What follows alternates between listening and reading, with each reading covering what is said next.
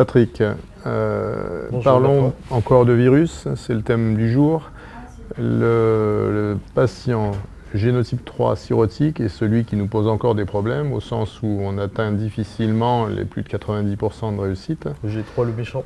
Le G3 le méchant. Chez les patients génotype 3 cirrhotique, qu'est-ce que tu proposes comme solution que tu as vue aujourd'hui ? Je vous présente l'étude de C-Hills, qui est une étude, je trouve intéressante, qui associe Elbasvir, Grazopevir, donc le Zépatir, au Sofosbuvir, donc chez des patients G3 avec une cirrhose compensée, une petite partie de patients naïfs et une grande partie de patients en échec de traitement.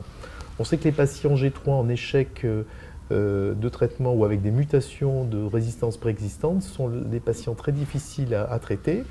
On avait déjà une base, puisque l'étude C-Swift sur des patients naïfs G3 avec une partie de cirrhotique avait montré une efficacité de plus de 90%, avec une équivalence de 8 semaines et 12 semaines.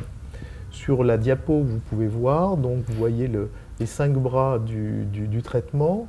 Donc les patients naïfs, on a 8 semaines avec ribavirine et 12 semaines sans ribavirine. Chez les patients en échec, 3 bras, 12 semaines avec ou sans ribavirine et un bras 16 semaines. Les patients, donc 100 patients, qui avaient été sélectionnés soit par une ponction biopsie hépatique pour 16 patients et le reste avec le fibroscan, avec un fibroscan moyen de 25,4 kPa et 24 patients avec des plaquettes en dessous de 100 000 plaquettes, donc on voit l'importance de la fibrose. Vous voyez sur la diapo les résultats qui sont vraiment intéressants. On note que le bras 8 semaines chez les patients naïfs, il y a 2 échecs virologiques malgré l'ajout de la ribavirine.